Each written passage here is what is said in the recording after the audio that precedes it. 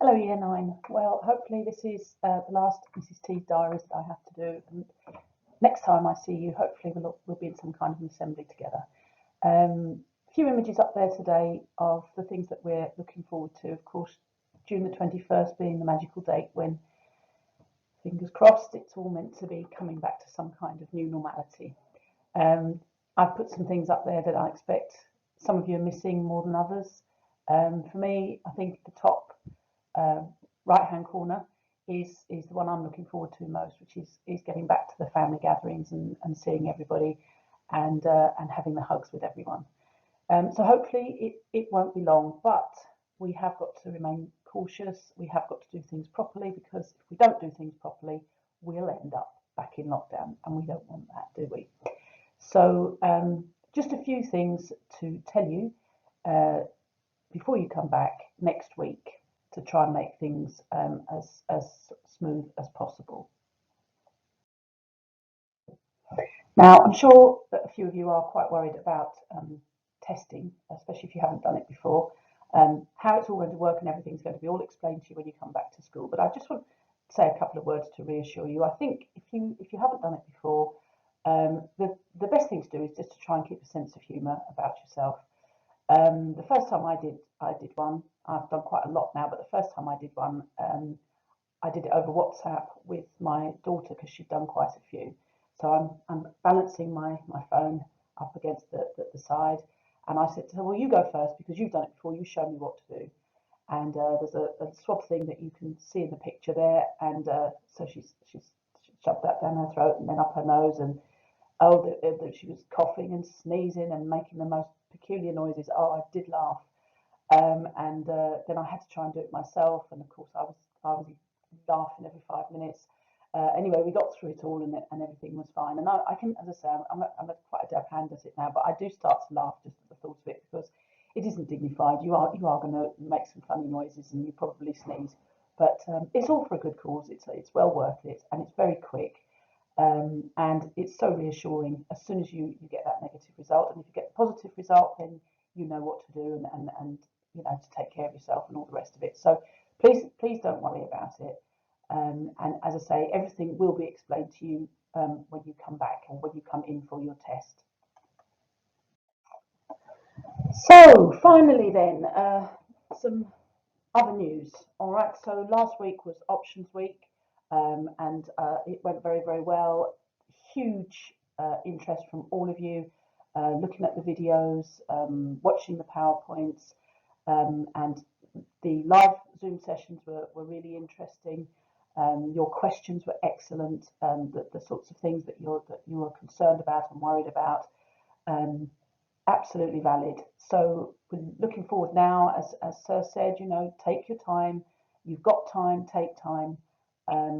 You message your teachers. You might even be lucky enough to speak to some of your teachers in person towards the end of next week, and get those forms in when you're absolutely sure. And remember, it's your options, nobody else's.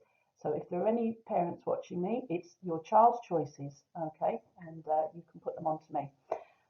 If they give you a hard time, it's absolutely up to you. And remember, it isn't, apart from those subjects that we talked about last week, it isn't going to make any difference to your future career. Please take Mr. Islam's advice and all of our advice, and choose what you enjoy, what you're good at, what your effort grades tell you you're good at. Not what your friends are doing, not because you like the teacher, but because you like that subject. Changes. I have been asked a couple of questions about whether 9M and 9N will still exist when you come back into school. Yes, they will, because every year group is divided into X and Y, or N and M, or K and J, because that's how we work the timetable. But the good news is that your time as a split bubble is finished. That's down to another year group now, and you are going to be a united bubble. You're going to be all having lunch together, and it's going to be early lunch. So those of you that have been used to, I think M have been used to a long morning and a short afternoon, you're going to have to get used to the short morning and the long afternoon now. But the nice thing about that means that you will all be back together again, and those of you that were had friendship groups in one side or the other, you'll all be able to sort of sit socially distanced round a table together and chat about your day, and obviously you'll all have break time together. So that will be really, really nice. Not going to make any changes within classes because next year and the year after that, you don't know who you're going to be in a classroom with. And that's why we keep saying to you, please don't pick a subject because your friends are doing it, because there could be 4 classes, for example. In geography this year, I think we've got 4 or 5 classes. You might not be anywhere near any of your friends. So it's good for you to be in those working groups because that's work time. But break and lunch is relaxation and catch up and talk time.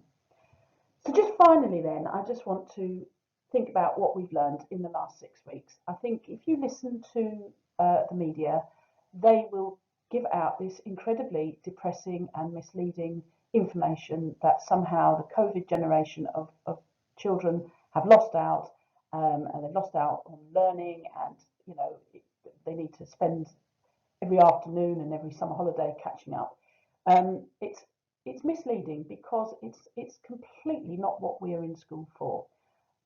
We don't come to school to learn the causes of the Second World War or why there's a volcano. It's not the information that we're imparting to you, it's the skills, okay? It's the skill of lifelong learning. You never stop learning. You don't come out of school and say, that's it, I'm done, I know everything. Any job, anything that you do in life, you're going to be picking up new skills, okay? You've got to learn and find out how. Look what I'm doing. I didn't think I'd be doing this 6 weeks ago. I've had to. How have I done it? By reading up on it, getting teachers in here to help me, Mrs. Phillips, Miss Hand, lots of teachers have come and said to me, we'll do it like this, or try that, and this is how you do that. And that's what you've been doing. You've been independently learning, going into those PowerPoints or worksheets or recorded lesson, whatever it's been. You've had to do that. You've had to discipline your time. You've had to organise yourself. You've had to look at the topic, maybe look at it again and try and understand it. You haven't had the benefit of class conversations and being able to ask the teacher directly, although you can message us. That side of it isn't the same, but the skill, you are probably the most skilled generation now at independent learning. The level of independent learning that you guys have been doing this year is up there with what university students do, where they get a tiny bit of guidance from their lecturers and then they just go away and find the rest of it out themselves. And that is something that is invaluable. And that's what we're here to teach you to do. So please don't sit and fret and think, oh, I missed that module. I'll never catch that back up again. Yes, you will. You know what? The causes of the Second World War are still going to be there when you're my age. So learning how to learn is the most important thing. And we can't wait to get back to it. We have missed you all so much. I'm a little bit nervous of how noisy it's going to be because I've been living in this very, very quiet bubble for the last 6 weeks, but I am actually really, really looking forward to hearing you and to seeing you, keeping our distance, wearing our masks. Obviously, you've got to make sure you've got your face mask for the first, as soon as you come back into school, even if you're testing, okay, make sure you've got your mask. And we know how important it is to keep those on. To keep washing our hands, to keep sanitising. These things I think we've learned. I don't think we'll ever get rid of them. Why would we?